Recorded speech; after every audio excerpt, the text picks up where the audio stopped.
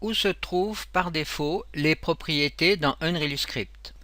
Quand un objet est créé dans le jeu, ses propriétés sont initialisées à des valeurs par défaut. Ces valeurs sont définies par le programmeur qui a créé la classe utilisée pour créer l'objet. Dans de nombreux langages de programmation, une fonction spéciale est appelée lorsque les objets sont créés pour permettre l'initialisation des variables. Au lieu de cela, Unreal Script utilise un bloc spécial de code appelé les défauts propriétés. Ce bloc de code va toujours à la fin du script, après toutes les fonctions et les déclarations publiques.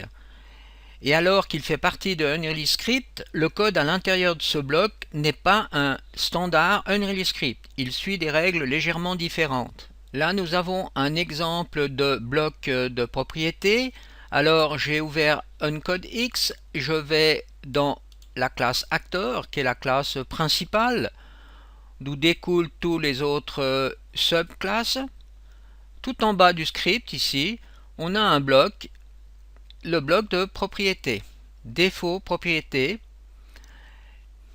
On retrouve donc à l'intérieur du bloc propriété toutes les variables qui sont mises par défaut. Par exemple, ici, vous voyez drawScale 3D, x égale 1, y égale 1 et z égale 1.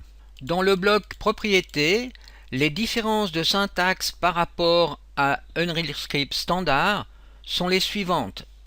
Les déclarations ne sont pas autorisées dans le bloc défaut propriété, à l'exception des opérations sur les tableaux dynamiques.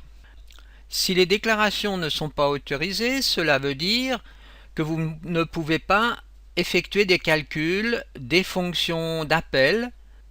Les espaces doivent être évités, par exemple entre le nom de la variable, l'opérateur d'affection et la valeur. L'accolade ouvrante de défaut propriété devrait être toujours sur une nouvelle ligne. Nous voyons ici un exemple de défaut propriété qui est basé sur l'Actor. Donc défaut propriété, ici vous avez un message. Ensuite vous voyez là on définit donc un sprite. Alors on a déjà vu tout ceci. Là on a des valeurs floating point. Ici on a une structure, on a des valeurs booléennes. Et tout en bas, on a ici l'exemple d'un tableau dynamique. Quand vous déclarez une structure dans Unreal Script, ce que l'on a vu donc dans les cours précédents, eh bien on peut définir donc des valeurs par défaut, mais à ce moment-là, il faut utiliser le terme structure défaut propriété. On voit ici à travers cet exemple, dans cette structure linéaire color, on a ici structure défaut propriété, donc on initialise par défaut la variable a.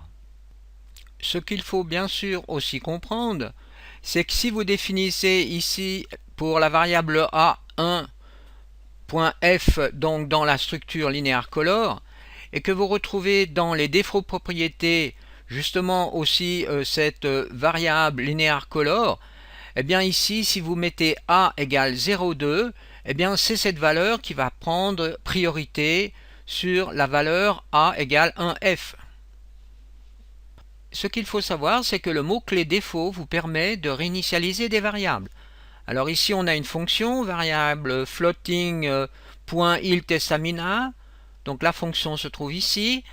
Là, vous voyez, si vous voulez remettre ou réinitialiser donc int, vous mettez défaut suivi d'un point.